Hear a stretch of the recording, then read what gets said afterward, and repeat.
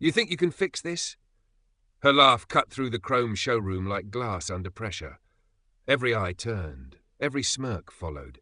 The woman in the crimson blazer, Victoria Hale, CEO of Hale Motors, leaned against the hood of a $400,000 coupe like it was her throne. Her voice dripped with confidence and condescension. "Tell you what," she said, loud enough for the interns and clients to hear, "if you fix this engine, I'll marry you." The room erupted in laughter, tight, rehearsed, nervous laughter. The kind that people use when they know it's cruel but don't want to look weak in front of power. The man she mocked didn't flinch. He just looked up slowly, his face calm, lined with quiet patience, grease on his knuckles catching the fluorescent light. He wore a navy coverall, name tag half peeled off, Marcus R. Not one of them. Not Victoria, not her assistant, not the smug client sipping espresso near the corner, knew that the man they were laughing at was Marcus Reed, billionaire founder of Reed Automotive Group, a global chain that quietly owned 30% of this very dealership. But today, he wasn't here as an investor. He was here as a test. And the test had just begun. The air inside the Atlanta showroom was sharp with perfume and arrogance. Engines gleamed under spotlights. Polished floors reflected faces pretending to matter. Marcus bent down beside the coupe, running his fingers lightly along the metal, feeling the heartbeat of a machine he helped design years ago. He spoke softly, to no one in particular. Engines tell the truth. People usually don't. The line hung there, half heard, half feared. Before we continue, where are you watching from? Drop your city or country in the comments below. And if you believe in dignity and justice, hit like and subscribe. These stories spark change, and we're glad you're here. Now back to Marcus. Victoria's heels clicked toward him. That sound of authority built on marble, not merit. "You have 10 minutes, she said. "After that, security will escort you out. We don't let amateurs touch our cars." Marcus's gaze stayed on the open hood. 10 minutes is generous, he replied evenly. She frowned. "Excuse me?" He didn't look up. "I only need 5. Somewhere behind them, a young intern, Naomi Green, 23, new to the company, felt her stomach twist. She'd seen this before. The tone, the laughter, the small humiliations that people filmed and scrolled past. But this one felt different, slower, heavier. She slipped her phone into recording mode, just in case. Victoria crossed her arms. "You know what your problem is? You people think confidence is competence. You're all talk." Marcus stood upright, wiped his hands on a cloth, and looked her in the eye. You'd be surprised what silence can build. Her smirk faltered for a moment, just a flicker, but it was enough. Behind them, the espresso man chuckled. "Relax, Vic. Let the mechanic play hero. Maybe he'll get the car running, or maybe he'll just make it worse." Marcus turned slightly, his voice calm but sharp as a blade's edge. "Maybe I will. But if I do fix it, what do you lose?" Victoria raised a brow. "My patience." He smiled faintly. "No, your illusion." The room went quiet for half a second, the kind of silence that feels like a verdict. He leaned over the engine again, fingers tracing along the lines of failure. One loose sensor, a wire misplaced, something subtle but obvious to the trained eye. Within minutes, the engine hummed, low and steady, like a secret rediscovered. Marcus stepped back. "Try it now." Victoria hesitated, then pressed the ignition. The car roared to life. A perfect growl filled the room. Her eyes widened, just slightly, before she recovered her smile, brittle and thin. "Well," she said, "looks like luck was on your side today." Marcus tilted his head. "Luck doesn't tighten bolts. People do." Someone near the back whispered, "He actually fixed it." Naomi stopped recording, heart racing. Something told her this wasn't over, not even close. Victoria forced a laugh, motioning to her assistant. "Fine, you got lucky. Clean up and get out. I've got investors arriving any minute." Marcus's voice stayed calm. "Oh, I know." He pulled out his phone, dialing a single number, his thumb steady, his tone almost casual. "Rachel, we're ready. Begin phase 6. Victoria frowned. "Phase 6? What are you?" Her words froze as a voice came through the speaker, crisp, professional, unmistakably corporate. "Confirmed, Mr. Reed. The acquisition of Hale Motors will be announced within the hour." A dead silence swept the showroom. Naomi's hand flew to her mouth. Victoria's eyes went wide, the kind of wide that only comes when arrogance collides with truth. Marcus finally looked up, meeting her gaze without anger, only clarity. "You asked if I could fix this engine," he said quietly. Turns out I own it. The hum of the car filled the silence again, this time not mechanical, but moral. And somewhere deep inside that sound, power shifted hands. For 3 full seconds, no one moved. The only sound was the low purr of the engine. Steady, flawless, undeniable. The machine told the truth even when people couldn't. Victoria Hale stood frozen beside the car, her reflection trembling on the glossy hood. Every inch of her confidence drained into silence. The same interns who had laughed now stood still, eyes darting between the mechanic and their boss. Marcus Reed didn't raise his voice. He didn't need to. Power doesn't shout, it settles. "Mr. Reed?" Naomi whispered, disbelief wrapping around her words. He nodded once. "Yes, ma'am. But let's keep this professional. Titles don't change the facts. Behavior does." Rachel's voice still echoed faintly from the speaker. "Confirmation received. Corporate press release scheduled in 15 minutes. Hale Motors officially merges under Reed Automotive Group." The words struck harder than any slap. Victoria blinked fast, searching for something to say. "This is some kind of joke," she stammered. Marcus turned to face her, calm and exact. "The joke," he said, "was thinking the world still runs on who looks important, not who is." A few customers near the showroom door began recording. One whispered, "He owns her company." Another muttered, "That's him, Marcus Reed. I read about him in Forbes." Victoria's assistant, pale and trembling, tugged her sleeve. "Ma'am, corporate's online too. They said the sale." "I know what they said," she snapped, her voice cracking like glass. Marcus stayed where he was, arms folded, expression unreadable. He'd seen this pattern before. At 27, when a dealership refused to sell him his first fleet because they thought his check looked suspicious. At 30, when a banker called security because he wore a hoodie to a $1 million meeting. The looks, the tone, the assumption, it was all muscle memory by now. But this time, it wasn't shame he felt. It was closure. Naomi, still near the service desk, spoke softly but firm enough for the room to hear. "He fixed the engine in under 5 minutes. She didn't even thank him." Her voice wavered, then steadied. "You all saw it." Victoria spun toward her, furious. "Delete that recording or you're fired." Naomi straightened. "I think corporate will decide that now." The crowd murmured, a tide turning, quiet but unstoppable. Marcus exhaled slowly.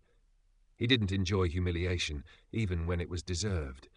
Justice wasn't about revenge, it was about reflection. "Miss Hale," he said, tone almost gentle, "do you remember what you said to me?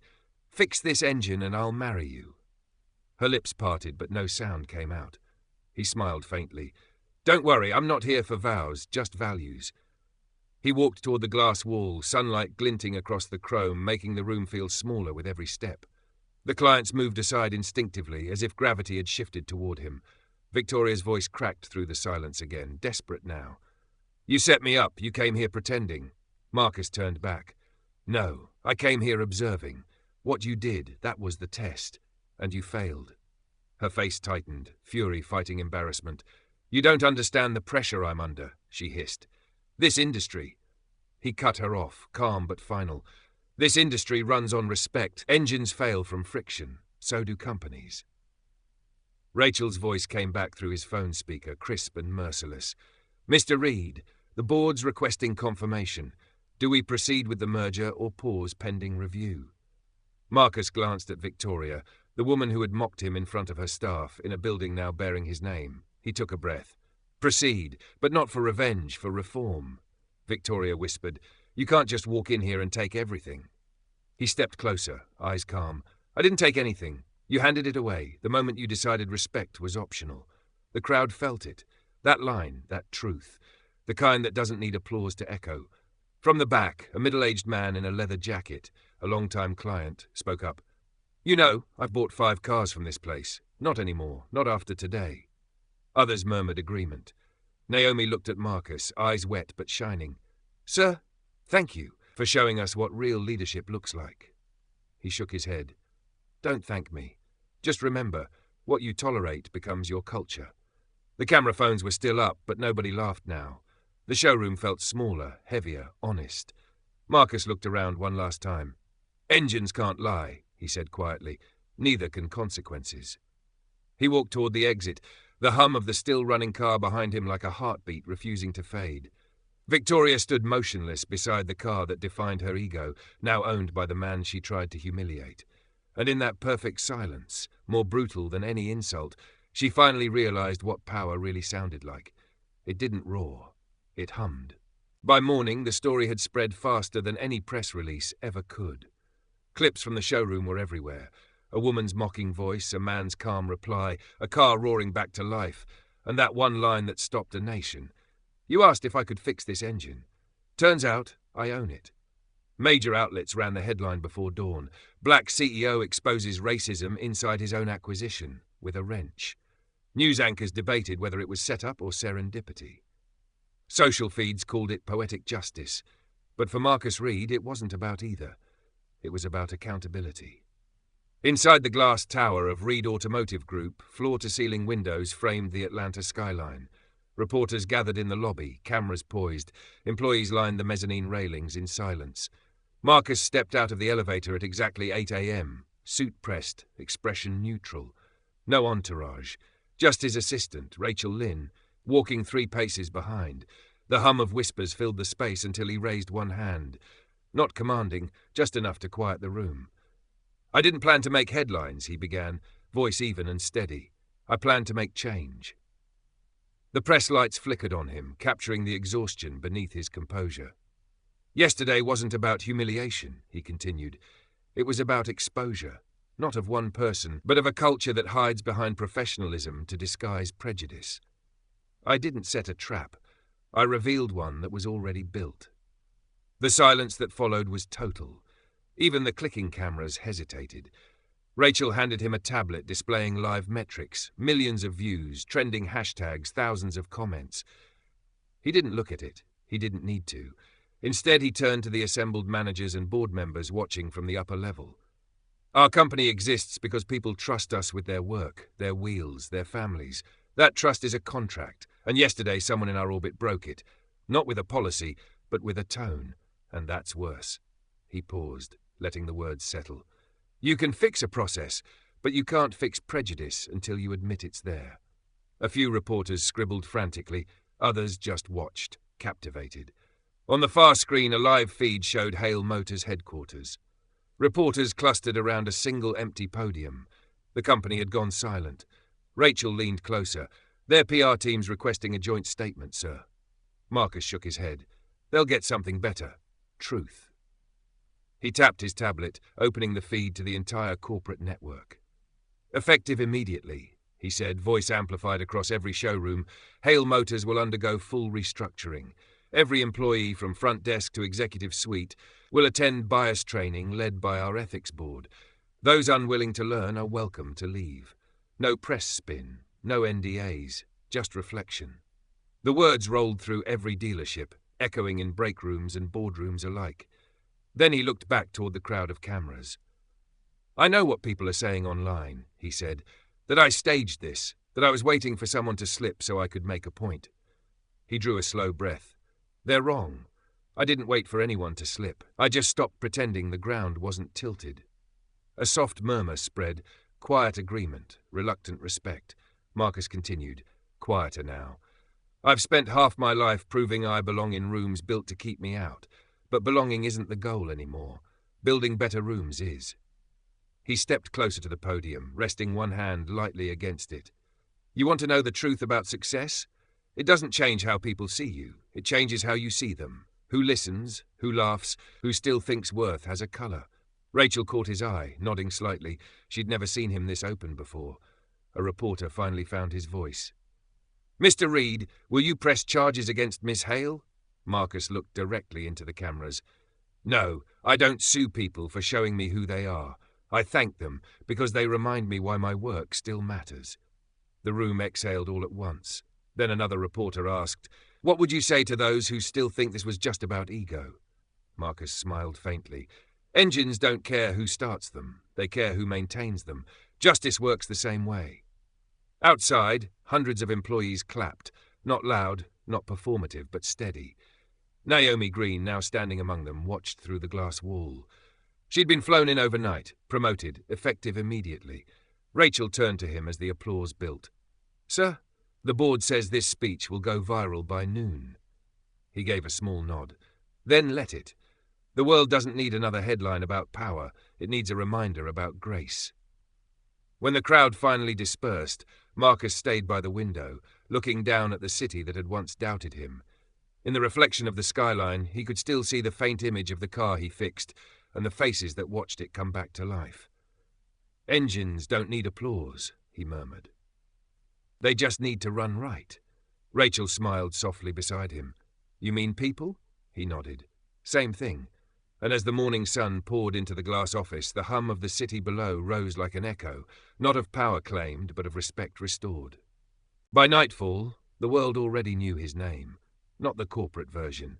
Not Marcus Reed, CEO, philanthropist, Forbes cover, but the version that mattered. The man in coveralls who fixed an engine and exposed an industry. The clip had been viewed 82 million times. The hashtag "He Owns It" trended in over 40 countries. TikTok spliced his quiet face beside Victoria's laughter, the moment before and the silence after. Twitter was fire and reflection, some mocking, most admiring, all watching. One comment read, "He didn't yell, he didn't threaten, he just revealed." Another said, "That man fixed more than an engine. He fixed a narrative." In Atlanta's South Side, at a small garage tucked between two brick warehouses, a group of young mechanics crowded around an old flat-screen TV. One of them, maybe 20, whispered, "That's us. That's every time they look past us." His mentor, grey-bearded, eyes tired but proud, just nodded.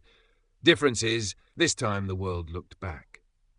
Across the country, in Detroit, a woman teaching a night class in automotive engineering paused mid-lecture to play the video. When Marcus's line came, "You asked if I could fix this engine. Turns out I own it." The room fell still. Her students, mostly women of colour, sat taller. The ripple had begun. By 8 p.m, talk shows were running with it. Panels debated the ethics of hidden tests. Analysts broke down the business angle, what this meant for bias in corporate America. But when the Night Exchange, a top-rated evening program, invited Marcus for a live interview, he agreed, on one condition: no pre-written questions. The host, Dana Voss, known for her sharp wit, opened with a half-smile. "Mr. Reed, you're trending in 30 countries. People are calling this the calmest act of justice ever caught on camera. How do you feel?" Marcus leaned back, not hiding the fatigue in his eyes. "Tired, not because of the attention, because it had to happen this way." Dana tilted her head. "You mean in disguise?" He nodded slowly. "You'd be surprised how many doors open when people think you're beneath them." The audience murmured, a low, knowing hum. She pressed on. "Did you expect the world to react like this?" Marcus exhaled. "No, I expected silence. That's what usually greets stories like mine, a shrug, a scroll. But something changed. Maybe people are finally tired of pretending professionalism and prejudice aren't roommates." Dana smiled faintly. "And what do you say to those who think you humiliated her?" He paused. "I didn't humiliate anyone. Truth just took the microphone." The audience clapped, not wild but sincere. A short clip played on screen, Victoria's press apology, carefully worded, clearly rehearsed. She spoke about a misunderstanding, about learning moments. Marcus watched in silence. Dana glanced at him. "Will you forgive her?"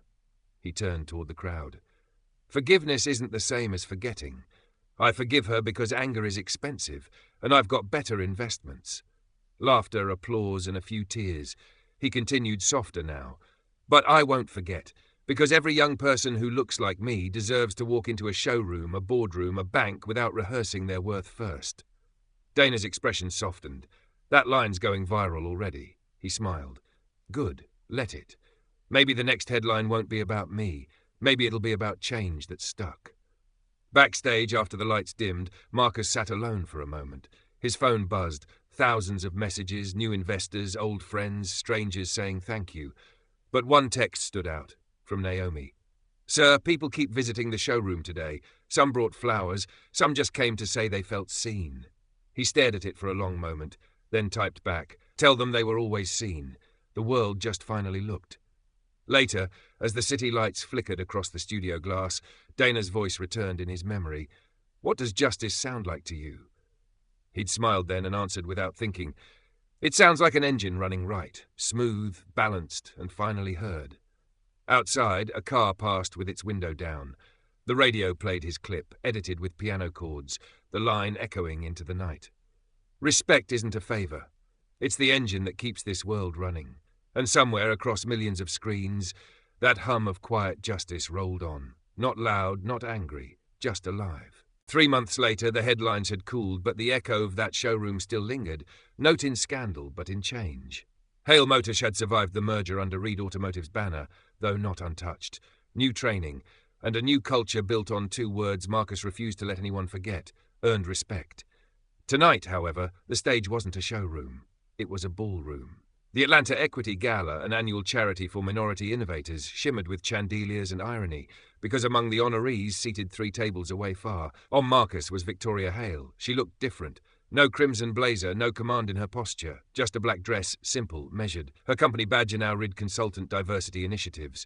The crowd buzzed as Marcus entered, not because he was a celebrity, but because he had become a symbol. Phones rose, then lowered as she lifted a hand, calm, courteous, disarming. He shook hands with board members, smiled at their young founders in cheap suits, and nodded politely to reporters itching for sound bites. Then the MC's voice filled the room. Our next speaker, Mr. Marcus Reed, entrepreneur, reformer, and the man who reminded you all that dignity can be quiet. Applause rolled through the hall like a tide. Marcus stepped up to the podium, the city lights behind him glittering through glass. He took a breath, eyes scanning the room, faces shopeful, faces guilty, faces still learning. He began slowly. 3 months ago I learned that sometimes you have to wear the dirt to show people where the cracks are. Soft laughter. He continued. That day in the showroom people saw it as revenge, but it wasn't. It was recognition. That respect can't be branded, and power means nothing without perspective. He paused, letting the weight settle. And to those who ask if I regret how it happened, no, because it started a conversation that money alone could never buy. At the edge of the stage he saw her, Victoria, eyes lowered, hands clasped in her lap. She looked smaller, but somehow clearer. For a moment he considered skipping what he wanted to say next, then didn't. And tonight, he said, I want to acknowledge someone in this room. Every head turned. Victoria froze. Miss Hale, Marcus continued gently, we were on opposite sides of a mirror that day. You saw what the world told you to see, not who stood in front of you, and for that I hold no anger. A ripple moved through the hall, a breath caught, a whisper stilled. Because if we punish people forever for what they were taught, we leave no space for them to learn who they could become. Victoria's eyes glistened and she mouthed, thank you. Marcus nodded slightly, then added, but forgiveness doesn't mean forgetfulness. It means accountability with compassion. It means learning the lesson before life teaches it again. Applause arose, tentative at first, then full. After the ceremony, as the crowd thinned and the band played its polite jazz, Victoria approached him. No cameras, no entourage, just the 2 of them. She hesitated before speaking. Mr. Reed, I came tonight because I wanted to thank you, not for what happened, but for what it changed. He studied her, not her outfit, not the ton, just her. Change is a start. He said quietly. Consistency is proof, she nodded. I know, I've been working with community programs, mentoring young engineers. It's different now. Good, he said, make it count. She smiled faintly, a humility in her eyes that hadn't existed before. You could have destroyed me, Marcus. You didn't. He applied simply, I don't build power by breaking people. I build it by rebuilding systems. For a moment, they just stood there, 2 lives that had collided, then corrected. Behind them, the city glowed through glass like an apology made of light. Victoria extended her hand. He took it, firm, brief, finished. Grace doesn't linger, it concludes. As he walked away, Rachel approached, tablet in hand. Press wants a quote, she whispered. Something about closure. Marcus looked out toward the skyline. Tell them there is no closure, just continuation. Justice isn't a moment, it's maintenance. Rachel smiled. Like an engine? He nodded. Exactly like an engine. He stepped out onto the balcony as the jazz softened, the city humming beneath. Somewhere a car passed, smooth, clean, flawless, like the sound of everything running right again. Marcus watched the light stretch across Atlanta and said to himself softly, dignity doesn't expire, it evolves. And with that, the man who once fixed an engine to expose a truth simply stood there, silent, steady and whole, as the world finally caught up to the hum he'd always carried. 2 years later, the engine was still running, not the one in that luxury coupe, but the one Marcus Reed had built, the quiet machine of respect that now powered a company, a culture, a generation. Inside the headquarters of Reed Global Mobility, a new plaque hung near the entrance. Integrity is the only horsepower that never runs out. Visitors always stopped to read it. Employees passed by and whispered, that's his line. But what most didn't know was that behind the galls on the 12th floor, Marcus's story, the showroom, the insult, their veal, had become required training material across 48 countries, cautionary tale, a compass. The video was simple, no narration, no music, just clips from that day. Victoria's laughter, Marcus's calm, the hum of the engine. And his final words, "You asked if I could fix this engine. Turns out, I own it." Then a black screen. Lesson 1. Leadership isn't power, it's presence. In a training center in Nairobi, a young recruit raised his hand after watching it. "Sir, why didn't they fire her immediately?" The facilitator smiled. Because he didn't come to end someone, he came to end a pattern. In Berlin, a group of interns discussed bias and dignity, the clip projected onto a wall behind them. One of them said quietly, "It's not about color, it's about assumption." Another added, "And about how has the patience to prove otherwise." In Sao Paulo, a woman in a navy jumpsuit, a new mechanic, wiped data from her cheek and whispered, "That's how I want to lead someday, calm, precise, unshakable."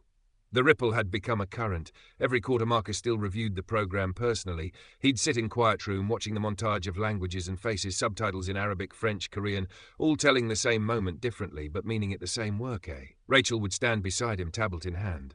"It's official," she said one morning. "We've hit 1 million trainees certified under the respect protocol." Marcus smiled faintly. "Good, let's double it." She laughed. "That's global saturation." He looked at her. "Sois prejudice, we're just catching up." Later that evening, the board unveiled a new initiative, Project Horizon, a scholarship for underrepresented engineers. Marcus stepped onto the stage, older now, calmer still. He spoke with the same cadence that once silenced a showroom. "We measure success by growth charts, profits, expansions, but maybe the real metrics is reflection, how fast a company can look at itself and admit it was wrong." He turned slightly toward the crowd. "When I was called a mechanic that day, I realized something. Leadership starts with you stop defending your image and start defining your impact." Applause rolled through the auditorium, not loud but sustained. After the ceremony, he found a quiet corner overlooking the city lights. Naomi Green, now head of culture and training, joined him with a small smile. "Hard to believe, huh? Your story's in every onboarding packet now." Marcus chuckled. "So I'm homework." "No," she said. "Your history, the kind that teaches instead of repeats." He looked out the window, the reflection of the city merging with his own. "You know what he wanted most that day?" he said softly. "Not revenge, just resonance, something that would outlast the noise." Naomi nodded. "You got it." At midnight, the building emptied, the digital screens across the lobbies dimmed, except one. A looping video played in black and white, Marcus in the showroom, the engine humming, the words across the bottom, "Justice doesn't need volume, just velocity." And then his final message, recorded exclusively for the training archives. "If you're watching this, you've joined a legacy that believes in silent strength. The day I was mocked, I learned that dignity isn't given, it's engineered. So build it, maintain it, pass it." He looked straight into the camera, eyes steady.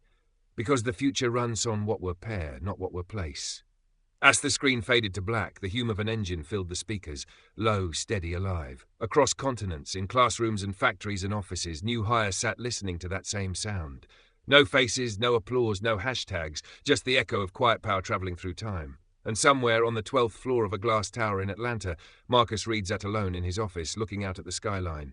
He whispered to himself, almost like a prayer, "Legacy isn't what you leave behind, it's what keeps running after you're gone." The city hummed back, perfectly in tune. The world moved on, as it always does. News candles, new headlines, new distractions, but somewhere between the noise a quiet hum still lived, soft, steady, unmistakable. In a small garage on Atlanta's west side, a boy of 16 worked under a hood. His hands were covered in oil, his shoes worn thin. The radio above the workbench played an old clip. Marcus's voice, calm and sure. "Dignity isn't given, it's engineered." The boy paused, smiled to himself, and whispered, "Then I'll build mine." Across town, in a classroom filled with young mechanics and engineers, a video flickered on the screen, the one everyone knew. Marcus in coveralls. The laughter, the silence, the engine roaring to life. A teacher pressed pause. "You see," she said softly, "justice doesn't always shout. Sometimes it just starts the engine and lets the truth drive." The students nodded, not as viewers, but as shares. And in the city's tallest tower, the 12th floor lights burned late. Marcus Reed stood alone by the window, skyline gleaming beneath him like a field of possibility. No cameras, no applause. Just the hum of air vents, the same sound that once filled a showroom years ago. He closed his eyes and breathed in the weight of what had lasted. The car, the story, the shift. "Engines fade," he murmured. "But purpose, that keeps running." Outside, the wind carried the city's pulse, smooth, calm, relentless, the sound of progress, forgiveness, and a kind of power the world could finally hear. And beneath it all, still there, that quiet, perfect hum. It started quietly, the way most storms do. A single email. Subject line, "Urgent, ethics violation in Asia Division." Marcus Reed was mid-flight over the Pacific when Rachel slid the tablet across his tray. He scanned the report once, twice, and then closed his eyes. Reed Automotive's global training, his legacy, had been compromised. In the Shanghai branch, local managers had been forcing employees to fake respect protocol results to meet quarterly targets. They had turned his lesson into a checklist. The hum of the jet engines suddenly felt heavier. They learned the rules, he said quietly, but not the reason. By the time the plane landed, the story was breaking online. Black CEO's global ethics program under fire. The irony wasn't lost on him. The man who'd built a legacy on authenticity was now facing the cost of its imitation. In the lobby of the Shanghai Tower, reporters waited like wolves. Marcus stepped out in a simple black suit, no entourage, only Rachel beside him, holding the same tablet, the one that had started it all. "Don't deny it," she whispered. "Just define it." He nodded. "Always." Inside the boardroom, silence met him. 12 regional directors, some embarrassed, some defensive. Marcus stood at the head of the table. "I didn't come here to save face," he began. "I came to save meaning." He tapped the screen, showing footage of falsified evaluations. Identical scripts recited word for word. "You see this? They memorized my words but missed my message." No one spoke. Respect isn't compliance, it's conscience, and that can't be faked. A woman at the far end, Mei Lin, the youngest director, finally spoke. "Mr. Reed, we just wanted to show improvement. The system, it rewards numbers." He nodded slowly. "And that's the problem. When you measure morality by metrics, you trade truth for performance." Rachel leaned in. "Marcus, the media's waiting outside. They want a statement." He looked out the window, the skyline glowing like circuits. "They'll get one, but not from a podium." He walked toward the door, calm, deliberate. The board followed. In the lobby, dozens of cameras flashed. One reporter shouted, "Mr. Reed, is it true your company faked its own ethics training?" Marcus met the lens directly. "No. Some of us forgot that ethics isn't a department. It's a decision, and decisions can be corrected." The crowd murmured, part shock, part respect. That night, he called an emergency global meeting. Every manager, every region, one feed. Millions of employees tuned in. He stood before a single camera, no teleprompter, just a folded piece of paper. 2 years ago, I stood in a showroom and learned what happens when respect becomes optional. Today, I learned what happens when respect becomes performative. Both are failures, but one is fixable. He paused, letting the silence stretch. "Starting now, every branch will pause operations for 1 full day. No sales, no targets. Just reflection. You'll watch the story again, mine, yours, and ask a question. Are we representing it or repeating it?" The stream went viral within an hour. In New York, journalists called it the corporate Sabbath. In Singapore, employees gathered in break rooms, crying quietly as they replayed the original clip. In London, a senior executive resigned on live call, admitting he'd signed off falsified reports. The next morning, a headline read, "Marcus Reed does it again. Justice without fury." Later that night, alone in his hotel suite, Marcus sat by the window overlooking the Huangpu River. Rachel entered quietly, 2 cups of coffee in hand. "You could have fired them all," she said. "I could have," he replied, "but then I'd be teaching fear, not ethics." She studied him, the man who turned silence into a revolution. "So what now?" He looked out at the neon skyline. "Now we rebuild again, because legacy isn't about perfection, it's about persistence." His phone buzzed. A message from Mei Lin. "Thank you for not shouting. We heard you louder that way." He smiled, set the phone down and whispered, "The hum never dies. It just finds new engines." Outside, the city pulsed like circuitry, flawed, human, alive. And in that hum, Marcus Reed began again. The rain hit London like percussion, steady, deliberate, cleansing. From the top floor of the Reed Global Headquarters, Marcus Reed stood before a wall of glass, his reflection merging with the storm. Below him, the city glittered like 1,000 camera flashes, waiting to ask the same question. Would he protect his name or his purpose? The answer was waiting inside the boardroom. 12 faces stared back at him, 12 shareholders representing billions of dollars and decades of power. The mahogany table gleamed under the cold lights, and the air smelled faintly of polished ambition. At the centre sat Lord Everett Shaw, the European chairman, silver hair, voice made of velvet and threat. "Mr. Reed," he began, "your ideals have cost us $70 million in 1 quarter. Investors are nervous. Confidence is bleeding."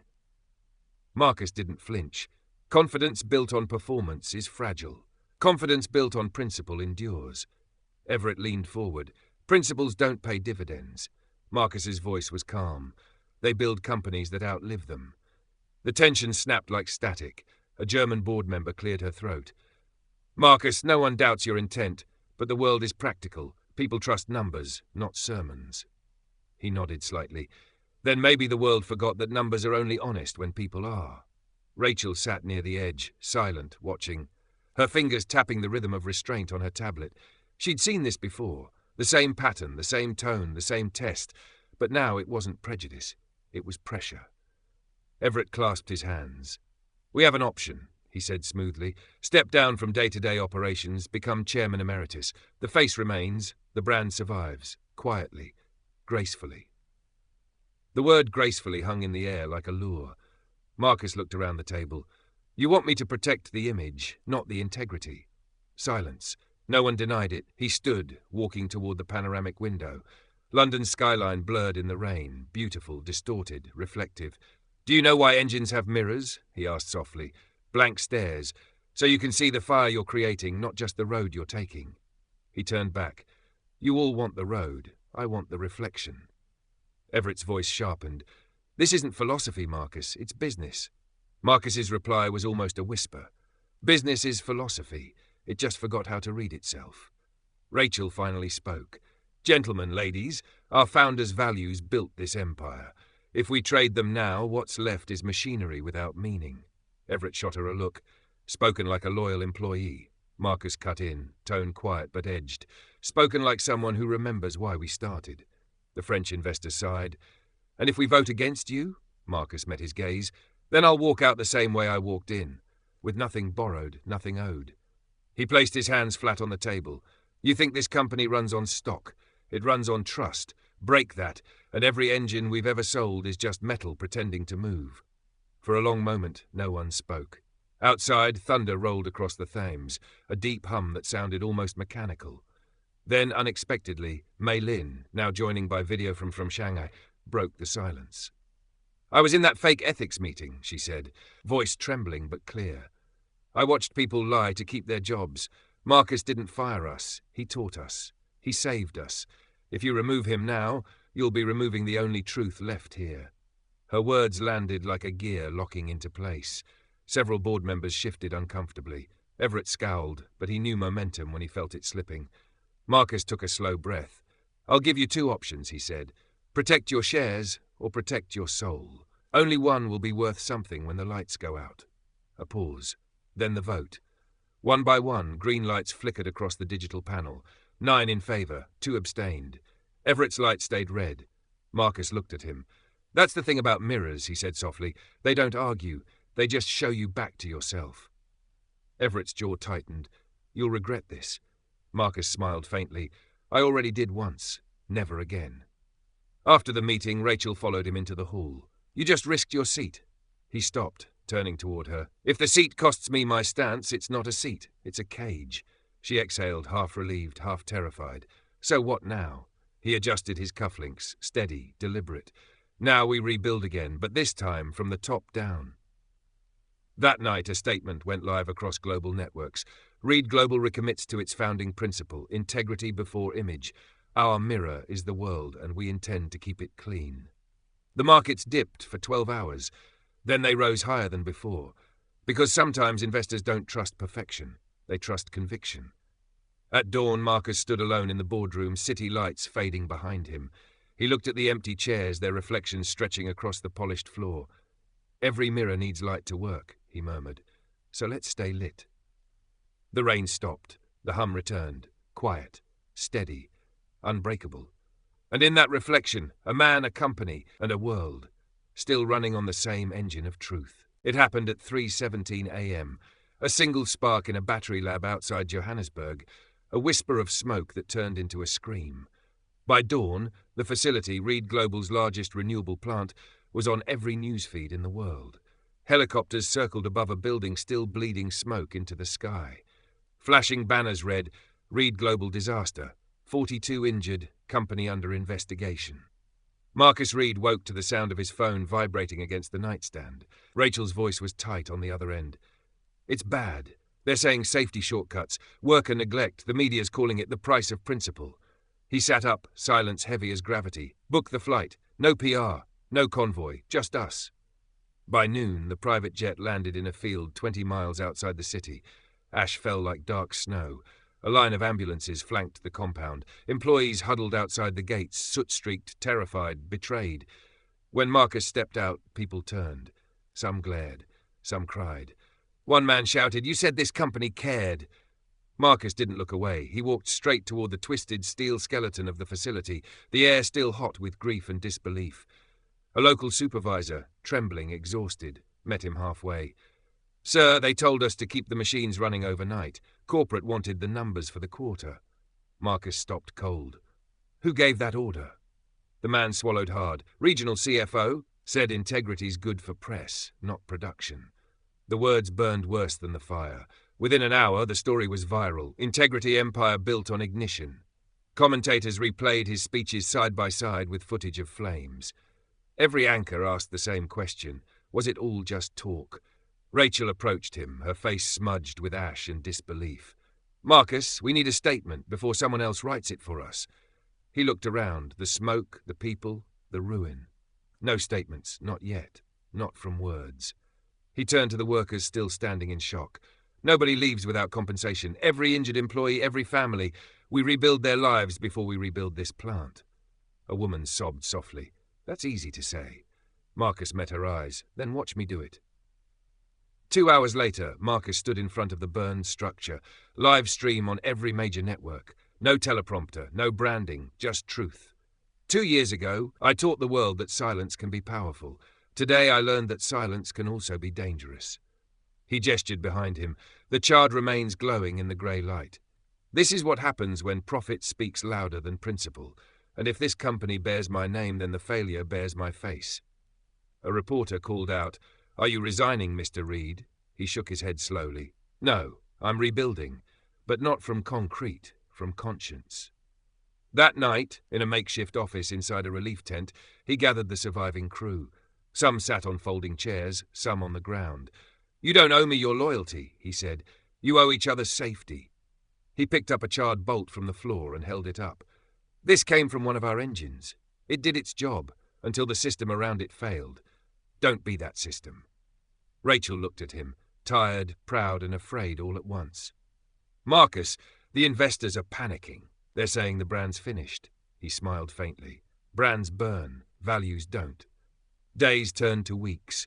Reed Global converted the entire site into a worker-led reconstruction zone. No subcontractors, no outsourcing. Employees rebuilt the factory themselves, with fair pay, mental health care, and Marcus on site every morning at 6 a.m. When journalists arrived, expecting spin, they found a CEO carrying bricks beside engineers and janitors. The image broke the internet. Black CEO leads rebuild with his own hands.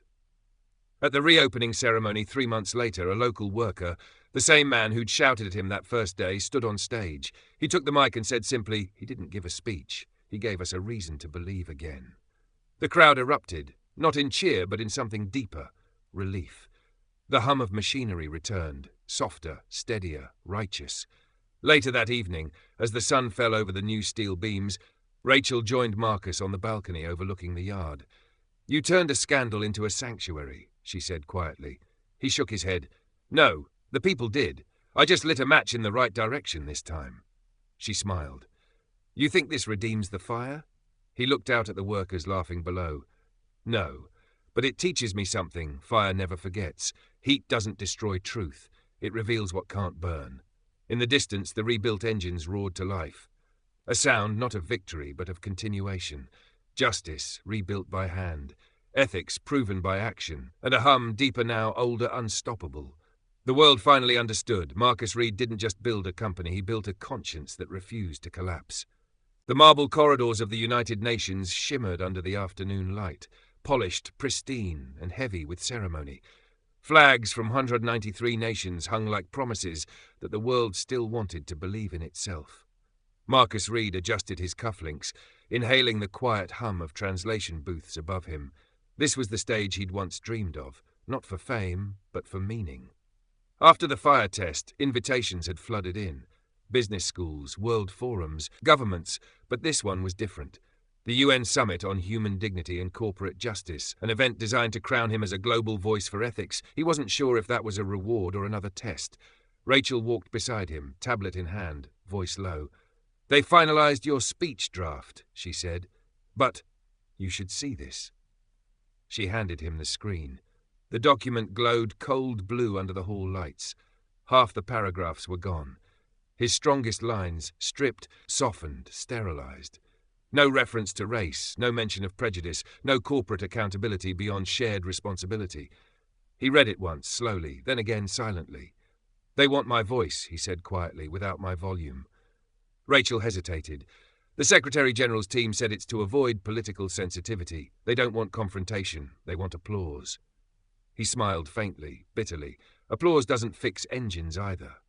Minutes later, in the green room behind the General Assembly Hall, aides and translators buzzed like circuitry. A UN liaison approached with diplomatic politeness. "Mr. Reid, the live broadcast will reach 112 countries. We simply ask that you stay within the approved framework." Marcus tilted his head. "You mean the one that removes the truth?" The liaison hesitated. "The truth is subjective, sir. The message must be universal." Marcus's voice lowered. "Then make the truth universal, not invisible." Rachel touched his sleeve gently. "Marcus, you're about to stand before the world. One wrong word and every ally, every contract could vanish." He looked at her, calm, resolved. Then maybe they were never allies, just mirrors angled the right way. Inside, the hall filled with colour and ceremony, delegates in headphones, translators whispering, journalists raising cameras like eyes that never blink. The moderator's voice rang out. "Ladies and gentlemen, please welcome Marcus Reid, founder of Reid Global Mobility, advocate for ethical enterprise, and architect of the Respect Protocol." Applause echoed. He stepped onto the stage, palms open, eyes steady. The teleprompter flickered to life. Approved speech, final version. He stared at it for 10 seconds, then 20, and then he turned it off. The audience murmured. Rachel froze backstage. Marcus leaned toward the mic. "Good afternoon." A pause, deliberate, alive. "They gave me a speech today, one without edges, without pain, without truth, a perfect speech for an imperfect world." The room shifted. Cameras zoomed in. "But justice without discomfort isn't justice. It's decoration."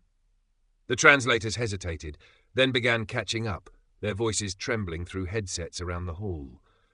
"When I talk about dignity, I'm not talking about slogans. I'm talking about the right to walk into a room and not have your worth debated first.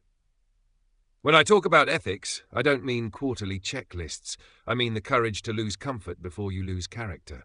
The hall went silent, the kind of silence that tastes like oxygen after fire. Rachel pressed her earpiece. "Security says we might get cut off." Marcus's voice carried over the channel, calm. "Then let them. Silence built this system. Silence can break it too." He turned back to the assembly. "I was told to avoid being political. But there is nothing more political than pretending fairness is neutral. I was told to inspire hope. But hope without honesty is just choreography." He looked directly into the cameras. "So if this broadcast ends early, remember this. Every system, corporate, civic, or global, runs like an engine. When it stops listening, it burns. When it admits the friction, it evolves." The translator's voice cracked in Arabic, then French, then Spanish. The message travelled farther than applause ever could. When he stepped away from the podium, the room didn't erupt. It stood, slowly. One delegate, then another. Then all of them, not clapping but rising. Rachel met him backstage, breathless. "They'll call this defiance." He smiled faintly. "No, they'll call it direction."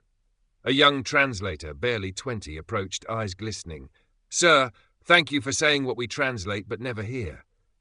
Marcus nodded, resting a hand on his shoulder. Truth doesn't need translation, just courage. Later that night, on a quiet terrace overlooking the East River, he stood alone as the city lights flickered below.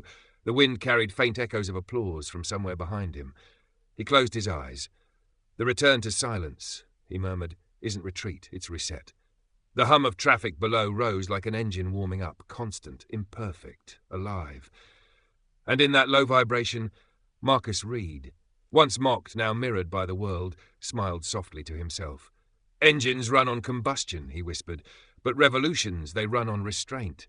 The city kept humming, the truth kept moving, and the silence, once again, spoke first. The applause hadn't even faded before the backlash began. By dawn, the markets were red, not crimson for celebration, but bleeding, screaming red. Major partners, Titan Energy, Goldstein Finance, Aerodyne Motors, all suspended contracts within 12 hours of Marcus's UN speech. Their statements sounded identical. We respect Mr. Reed's ideals, but his comments do not reflect our shared business values. Translation: he told too much truth. At Reed Global headquarters, screens flickered with chaos. Stock tickers plummeted, journalists camped outside the lobby, and employees walked through the halls like people leaving a funeral. Rachel stood by Marcus's office window, reading the headlines aloud. Forbes, the fall of a corporate saint. Bloomberg, ethics don't pay. The Guardian, Marcus Reed, visionary or liability. She looked up. They're pulling sponsorships from the Respect Protocol in Europe. 20 years of partnerships, gone overnight. Marcus leaned against the glass, watching the city pulse below. Good. Maybe now we'll see who believed in principles and who just rented them. Rachel's voice trembled. Marcus, we're talking billions, people's jobs, everything you built. He turned slowly, eyes calm but hollowed by fatigue. If a company collapses because it stopped pretending, then it wasn't a company. It was theatre. The next day the boardroom was full again, but this time not of shareholders, of silence. Senior executives sat like ghosts around the table.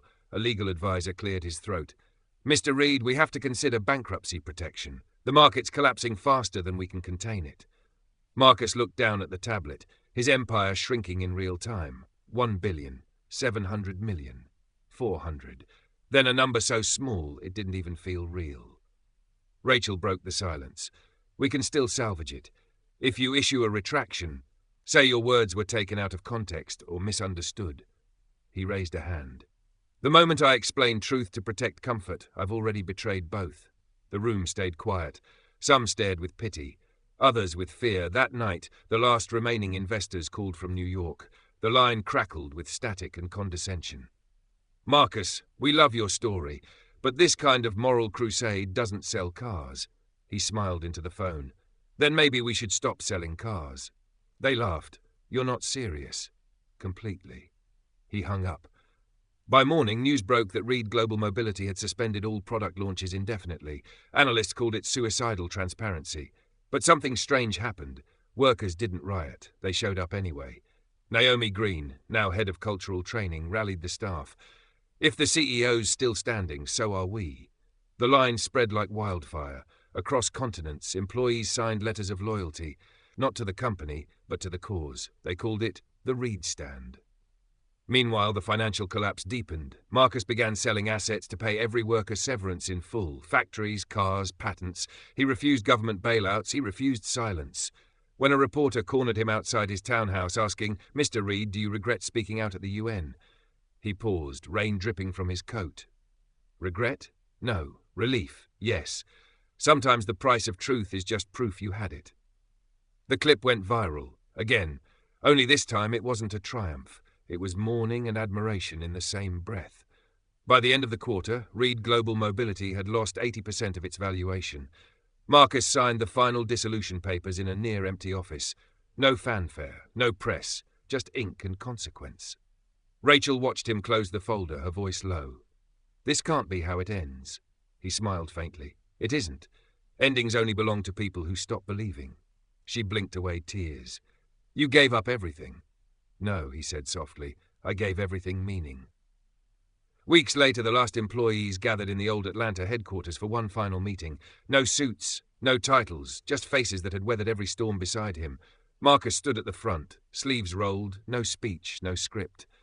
You all deserve the truth, he began. We didn't lose to greed. We lost to growth, the kind that outpaced our own reflection. He looked around the room, eyes wet but unwavering. But what we built doesn't disappear. It moves, it spreads, it becomes part of people who watched us try. Naomi asked quietly, What happens now, sir? He smiled. We start again, not to rebuild wealth, to rebuild worth. When he stepped outside, a light rain began to fall, soft, clean, forgiving. A small crowd of former employees waited by the steps, holding handmade signs. We're still running. The engine never died. Marcus paused, looked up at the grey sky and whispered to himself, legacy isn't what survives success. It's what survives collapse. He buttoned his coat and walked into the rain. No convoy, no cameras, no crown. Just a man carrying the weight of a legacy that refused to break, because it was built from the only thing that doesn't burn, doesn't fade, and doesn't need applause. Truth. The headlines had long stopped saying his name. The world had moved on, as it always does. No more news cycles, no cameras waiting outside offices, no boardrooms to fill with polite silence. Just quiet. And for the first time in years, Marcus Reed welcomed it. He lived now on the south side of Atlanta, where engines coughed instead of purred, and dreams came with grease under the nails. The old factory lot, once a Reed global testing site, had been abandoned after the collapse. Marcus bought it back with what little he had left. No investors, no branding, just a new sign welded from scrap metal, the workshop. Learn, build, earn. It wasn't a company. It was a promise. The first day, only 5 people showed up. 2 teens, a single mother, an ex-mechanic, and a boy barely 16 with a burn scar on his forearm. Marcus handed them each a pair of gloves. "We're not fixing cars here," he said. "We're fixing confidence." They didn't understand at first, but as the days passed, they learned how to wire engines, draft invoices, pitch ideas, how to build something with both hands and purpose. Word spread quietly. By month 3, 50 people came every morning before sunrise. By month 6, the city council took notice. By month 9, the workshop was partnering with local schools, turning dropouts into apprentices. Someone asked him once if he missed being a CEO. He smiled. "I never stopped being one. I just changed the scale." One afternoon, Rachel visited, hair shorter, suit replaced by denim. She looked around at the rows of students soldering, laughing, believing again. "So this is what the empire became," she said. He nodded. "No, this is what it was always supposed to be. Power that doesn't need an office to operate." She glanced at the handmade sign on the wall, "Respect built here." "You really think this small place can change anything?" Marcus picked up a wrench, weighed it in his hand. Small places change people. People change everything. That night, the workshop held its first graduation. Parents filled folding chairs. Old engines lined the walls like relics of past lessons. When Marcus stepped onto the stage, the crowd went silent. Not out of fame, but gratitude. He looked at the faces. Rough, hopeful, real. "When I lost everything, people said my power was gone," he began. "But power isn't money. It's motion. As long as you can move forward, you still own your engine." Applause rolled through the room, warm, human, enough. Afterward, Naomi, now running her own non-profit, approached him. "You could have gone back to corporate life. There were offers." He nodded. "Offers to rebuild a name, not a meaning." She smiled softly. "You always find the better road, Marcus," he chuckled. "No, I just learned that not every road needs a driver's seat." Outside, the graduates gathered around an old car Marcus had rebuilt with them, one that wouldn't start when they first arrived. He handed the keys to the youngest student, the boy with the burn scar. "Your turn." The boy turned the ignition. The engine coughed, then roared to life. The crowd cheered. Marcus closed his eyes. The same hum, the same truth. Still running. Months later, a journalist tracked him down for a final interview. She asked, "Mr. Reed, people still call you the CEO who lost everything. What do you call yourself?" He thought for a moment. "Someone who finally understood ownership. Because when you build people, you never lose equity." As dusk fell over the workshop, the city lights flickered on one by one, reflecting in the windows like stars returning home. Rachel locked the gate, looked back once more. Marcus stood inside, wiping grease from his hands, smiling faintly. "Power doesn't disappear," he murmured. "It just finds a quieter form." The wind carried the sound of a dozen engines testing in harmony, each built by hands that once doubted their own worth, each humming in tune with something bigger than profit. And there, beneath the fading sky of Atlanta, the workshop glowed, not as a monument to what was lost, but as proof that the world's truest engines never die. They simply change shape and keep running. 3 years later, the world was different, not louder, but wiser. Across continents, from Lagos to Lisbon, from Seoul to Sao Paulo, small brick buildings bore the same hand-painted sign, the workshop. Same motto, same hum, no neon logos, no marketing campaigns, just classrooms filled with the scent of steel and sunlight. Places where young people learned to build, to lead, and to listen. The idea that began in a burnt-out factory on the south side of Atlanta had become a movement, not because it was funded, but because it was felt.